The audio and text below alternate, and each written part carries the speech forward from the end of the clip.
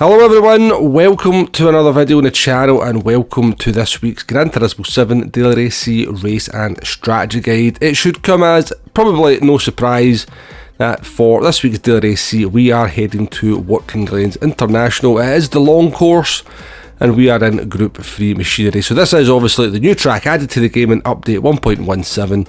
It's not really a surprise that it's featured in the daily races the week after, but yeah, very nice to have this track in the game. This is really my kind of first video or content since it was introduced, so I am pretty much looking forward to this one. Always nice to have some new tarmac to drive on. But we've got 10 laps to get round this track, tyre weight at ×5, fuel at ×1, soft and medium tyres available, both of which should be mandatory. BOP is on, damage is light, formation start and slipstream is real. So with those soft and medium tyres both being mandatory, we should have an element of strategy to this one, which is what we are very quickly going to move on to now. Now the car of choice for this one, from the people who kind of know this sort of stuff, is that the Genesis G70 Group 3 car should be the car of choice for this one. Now this is the next Nations round in the GTWS and it does appear to be the car that is dominating the leaderboards on that regard, so yeah, it should be probably the car of choice for this week's Daily Race C. From my testing, I've done very little driving of this car. It is very, very nice indeed, I must say. Very, very nice handling car. A little bit torquey sometimes, you can catch out in the acceleration zones, but yeah, it just handles very, very nicely. And there's also no slouch when it comes to the fast stuff as well, like long straights. But yeah, so let's move on to the strategy for this one. We've got the soft and medium tyres available, so basically we can either do the soft medium strategy or we can do the medium soft strategy. The first one we're going to look at is the soft medium strategy.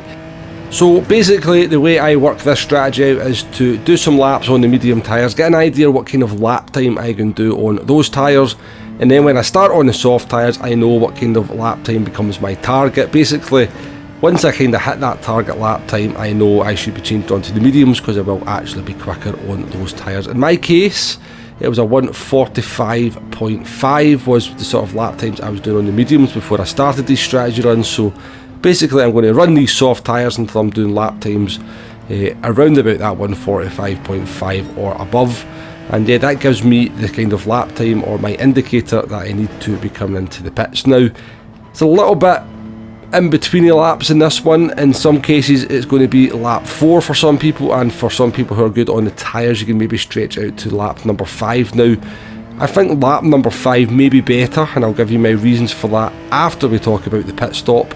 But as we're coming into the second to last corner here, let's talk about that pit stop now, because it is a little bit of a dodgy pit entry. Now as you come out the second last corner, try to indicate to the cars around you that you are intending making a pit stop, because the pit lane starts before the last corner. You have to keep your car within this yellow line to avoid picking up a 3-second penalty, but it's also on the racing line as well. So if you can kind of indicate to the cars around you that you're about to make into the pits, it should help avoid some confusion with other drivers. Now the car is into the box very, very quickly, so do make sure you've got your tyres chosen and your fuel not selected. Fuel is not going to be an issue in this one.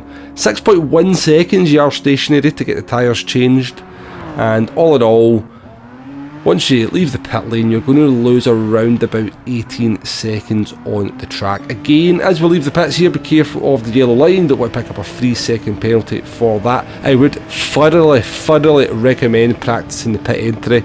It is very, very difficult. Certainly caught me out a couple of times in the course of making this video, so definitely, as well as practicing your time trial qualifying, make sure you are practicing those pit entries as well, because yeah, it'll be a costly penalty if you pick it up, and that's the little kind of things that can ruin your races. It's not all about speed all the time, it's about being well versed in these things like pit entries and stuff that are going to help you to pick up consistent good results. Now we pitted there on lap 5. Now the reason I think you might want to leave it till lap number 5 is because if you're starting in the soft tyres, of course, is that with that 18-second pit loss you are going to be pitting out almost certainly into traffic if you're starting at the front. You're going to have medium runners who are going to maybe running as long as lap 6. You're definitely going to have medium runners sort of maybe running around about lap 5. So if you pit on lap 4, there's a good chance you going to possibly be spending a couple of laps within traffic. If you leave it to lap 5, you're maybe going to be able to avoid that traffic or only spend 1 lap. Now the difference between your very worn tyres on lap 5 and the fresh mediums are not going to be massive, so I don't think you'll lose a huge amount of time doing that extra lap. Probably not as much time as you may well lose in the traffic. Definitely one to consider, and we will come back to that after we have looked at the medium soft strategy. So the finishing time there for our first run on the soft mediums was 17 minutes and 55. So let's move on to the medium soft strategy and see how that finishing time compares at the end. Now, since this is just testing, I am going to try pitting on lap 4 here on the medium tyres and see if we can make these soft tyres last for 6 laps with the slightly lighter fuel load. Again, coming into the pit lane here, do express a little bit of caution. There is definitely time to be made up if you can kind of master this pit entry. It's very clumsy. I certainly find myself feeling very clumsy in it anyway, that's for sure. The kerb on the inside does kind of try and drag the car as well, so if you can avoid the kerb on the inside as you go into that pit lane, it should make things a little bit more comfortable for you. And again, when exiting that pit lane, just be careful of cars around you. Cars exiting turn 1 will probably have a little bit of overspeed, so do be aware of your surroundings. So we've moved on to the last lap here on the medium soft strategy, trying to get 6 laps out of these soft tyres, and I'm going to be perfectly honest with you, you are not going to find the last lap very much fun. Now, we very deliberately on this run here in the 6 laps out the soft tyres went into tyre saving mode, for just try to be really gentle with the car, braking a little bit earlier than what you would, not try to be the last of the late breakers, so that just try and use the tyres a little bit less in the corners. Now, we definitely managed to keep the pace up for the 6 laps, but this is not going to be for everyone. I think for most people doing the medium soft strategy, you're going to be more comfortable doing a 5-5 split. Obviously, the earlier you pit, the bigger the undercut you get. So if you pit on lap 4 against people who pit on lap 5 and people who pit on lap 6, you are getting that undercut. But of course, the flip side of that is that you are dealing with much more worn tyres towards the end. So it's always that balancing act on the medium soft strategy.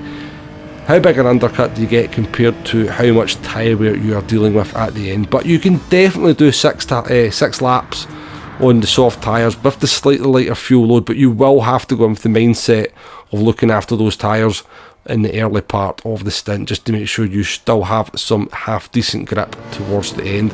Finishing time for the second run there was 17 minutes 49, which was actually 6 seconds quicker than our first run. So I think a lot of that just comes down to the fact that we're getting more used to the car and the track, rather than the strategies being dramatically different in finishing times. But just to recap on the strategies, if you're going to start on the soft tyres, and I would only really advise doing this if you're very much towards the front of the grid, the key to this one is to try and be able to use those soft tyres to their maximum. They are much quicker than the medium tyres, around about 1.3 seconds a lap quicker initially, but they obviously also wear out pretty quickly as well. So you only really get maybe 2 to 3 laps, 2.5 laps to 3 laps of actual advantage over the medium tyres with the soft tyres. So it's about, if you can kind of maximise those soft tyres on your strategy, that is going to be the key to you getting good results in this one. As I said, the soft tyres, if you're starting on them, you can stretch them out to lap 5. Maybe you run the risk of less traffic by doing that, but they will also be quite worn, so do bear that in mind as well. Some people will really struggle on that 5th lap and may well just be more comfortable pitting on lap 4. You'll have no problems with the medium tyres after that. Starting in most places in the grid, I would say below 5th, you want to be looking to start on the medium tyres. You can pit as early as lap 4 to get 6 laps out the soft tyres. Obviously, as we said just a little bit earlier in the video, the balancing act between how big an undercut you get and how worn your tyres at the end are entirely for you to decide. If you're in an absolute nightmare situation with lots of people fighting come lap 4, I would definitely be looking to make that pit stop, try and get the undercut, try and avoid the traffic, and then deal with the tyre wear at the end. Well, I think that's enough theory crafting on the strategy for this one. Hopefully there's some useful information in there for you. Let's finish the lap off with a little bit of a lap guide. We are in the Genesis G70. Looks like it will be the car of choice this week. And coming down towards turn number 1, you're looking for the 300 metre board. Somewhere between the 300 metre board and the 200 metre board for turn number 1. Take a slightly later apex than you might expect. Use a lot of the curb on the inside as well, because you're going to have to try and carry as much speed all the way up through this section as is possible. Now, track limits are a little bit of a nightmare at this track, I must admit. Many corners to run wide. Now, I'm looking for the 300 board for the bus stop chicane here. You can absolutely monster the curbs, carry huge amounts of speed through here into a very fast right-hander. Now, I'm looking for that kind of Marshall's post on the inside. You should be well on the accelerator before that. 4th gear, 200 metre board for the left-hander. Downhill, be careful on the throttle. Try to keep the car into the inside as well and use that camber. Camber is pretty key around Watkins Glen. 200 metre board tends to be your friend for most of the corners. This uphill right-hander is no exception. The car will feel light as you go over the crest of the hill and hit the accelerator, so do be careful with this car. It is fairly torquey. The 200 metre board is your friend for this right-hander as well. Now, this is one of the easiest corners to run wide. If you do run wide here, you pick up a half-second penalty. You'll also pick up some dirty tyres, and that will make your car an absolute nightmare into this tighter than expected left-hander. Because you go over the crest of the hill here, if you've got the dirty tyres, you hit the power, there's a fair chance you are going to spin out. Very fast 4th gear left-hander here, just a lift off the throttle.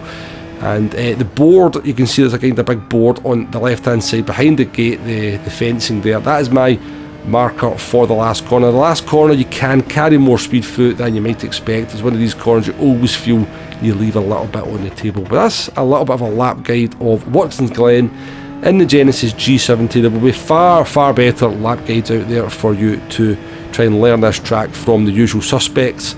But yeah, I'm looking forward to this one. Should be very nice. Nice to have some strategy in there.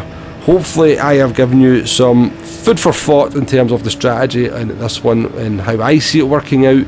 And yeah, we are pretty much back to full health as well, folks. Thank you for all the support in the last Daily Race C guide. Lots of nice messages wishing me to get well. We're pretty much back to full strength. We should be back in the live streaming seat as well. Do join me for that if you can. We will, of course, not just use the Genesis G70, we will use some other cars, experiment, use some different strategies, have some fun, and hopefully have some good racing. Do join me for that if you can. If you found the video useful, please hit that like button, please hit that subscribe button if you aren't already subscribed, and I shall catch you on the next one. Thanks now, and goodbye.